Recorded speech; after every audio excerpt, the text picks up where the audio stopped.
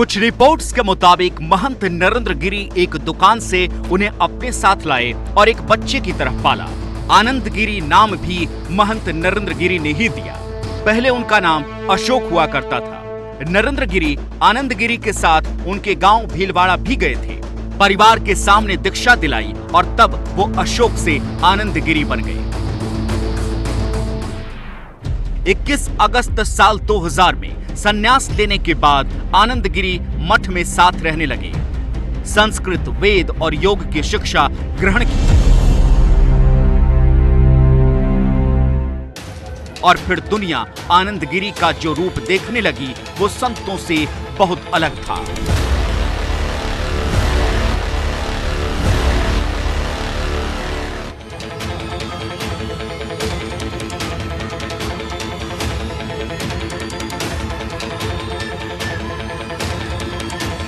आनंद गिरी के शौक थे जिसे वो संत के चोले में ही पूरा करना चाहते थे और कर रहे थे।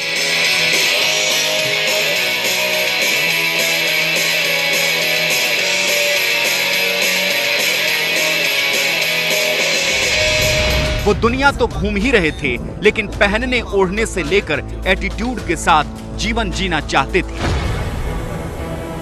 उसके बाद भी बावजूद भी मौसम ने बड़ा सुंदर साथ दिया है, जिसके कारण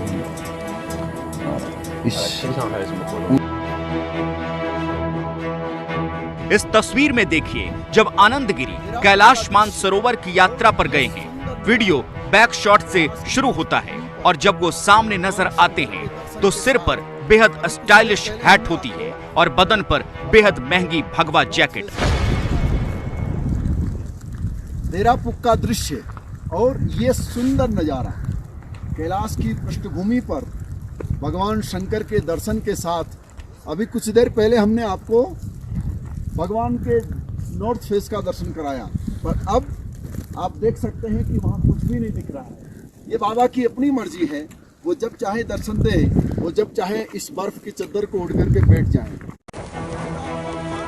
कैलाश मानसरोवर से लेकर नियाग्रा फॉल पर गॉगल लगाए भक्तों को दर्शन देते संत देश ने बिरले ही देखे होंगे। इस स्वरूप में दिख रहा है।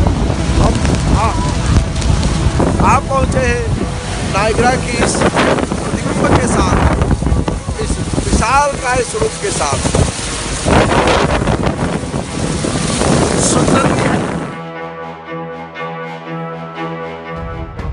लोगों के बीच चर्चा में बने रहने का भी उन्हें पूरा शौक था, इसलिए वक्त वक्त पर वो तमाम नामी हस्तियों का इंटरव्यू करते हुए दिखाई देते थे।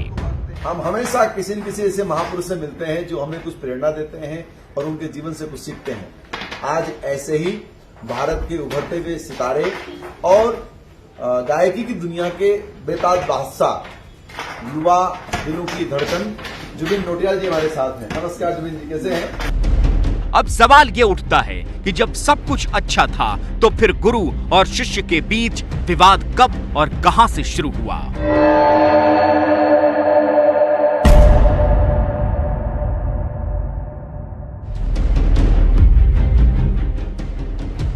विवाद की शुरुआत हुई साल 2014 से, जब आनंद गिरी ने खुद को महंत नरेंद्र गिरी के उत्तराधिकारी के तौर पर प्रचारित करना शुरू कर दिया। महंत नरेंद्र गिरी ने इस बात का विरोध करते हुए कहा कि आनंद गिरी सिर्फ शिष्य हैं, उत्तराधिकारी नहीं।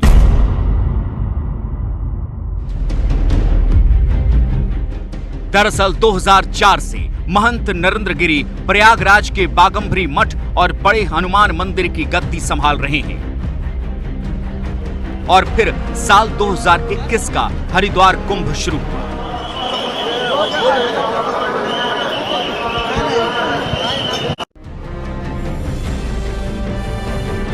हरिद्वार कुंभ के दौरान एक बार फिर स्वामी आनंद गिरी ने खुद को बाघंबरी मठ का उत्तराधिकारी घोषित करना शुरू किया। चर्चा हुई कि इसके लिए आनंद गिरी ने कुंभ में जुटे संतों से बातचीत भी शुरू कर दी थी और इसकी भनक लगते ही महंत नरेंद्र गिरी ने आनंद गिरी को अखाड़े से बाहर का रास्ता दिखा दिया था।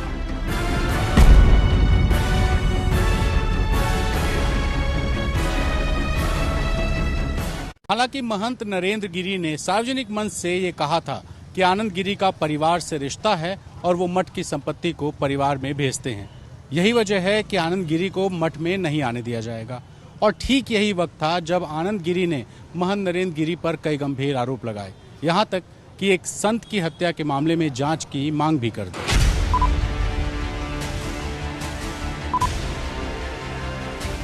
आनंद गिरी ने अपने गुरु नरेंद्र गिरी पर महंत आशीष गिरी की हत्या का आरोप तक लगाया था और इस मामले की जांच के लिए राष्ट्रपति, प्रधानमंत्री, गृह मंत्री, राज्यपाल और सीएम तक से मांग की थी। हर शिकायत के बाद महंत नरेंद्र गिरी ने कहा था कि वो जांच के लिए तैयार है। आनंद गिरी ने आरोप लगाया था महंत नरेंद्र गिरी के पास बेहिसाब दौलत है। दौलत का केंद्र ये बाघंबरी मठ है। प्रयागराज का वो भव्य मठ जिसके भीतर विचारानंद संस्कृत महाविद्यालय है, 10 एकड़ में फैले इस मठ की कीमत करोड़ों में आंकी जाती है। गुरु और शिष्य के बीच खटास और विवाद कड़वा होता जा रहा था कि अचानक 26 मई को दोनों का ये वीडियो सामने आया जिसमें आनंद गिरी अपने गुरु के चरणों में बैठकर माफी मांग रहे थे। हमेशा कहा है कि गुरु हमेशा भगवान के दर्जे पे होते हैं, उनके बिना मेरा अस्तित्व नहीं है।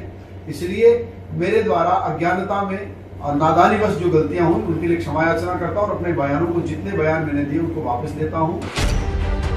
महंत नरेंद्र गिरी ने भी आनंद गिरी को माफ करते हुए कहा था कि गुरु पूर्णिमा के दिन यानी इस साल 24 जुलाई को आनंद गिरी मठ में आकर पूजन कर सकते हैं। गुरु पूर्णिमा के दिन इनका अधिकार है, ये बाघंबरी गद्दी में आ सकते हैं और पूजा करके जा सकते हैं, इनका अधिकार है।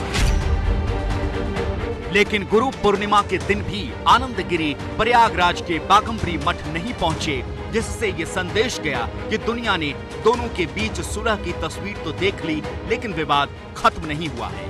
नरेंद्र गिरी के करीबी बताते हैं कि पिछले कुछ दिनों से वो लगातार आनंद गिरी का नाम लेकर अपनी पीड़ा बताते रहे हैं और अब महंत नरेंद्र गिरी की मौत के बाद जांच की तलवार सबसे पहले आनंद गिरी पर लटक रही है, जो सीधे सलाखों के पीछे पहुंच चुके हैं। और सूबे के मुखिया योगी आदित्यनाथ ने भी कह दिया है कि जो दोषी होगा उसे बख्शा नहीं जाएगा।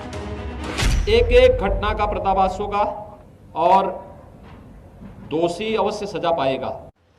तो महंगे शौक रखने वाला ये संत आनंद गिरी इस समय पुलिस के शिकंजे में है, पुलिस की गिरफ्त में है और पुलिस पूछताछ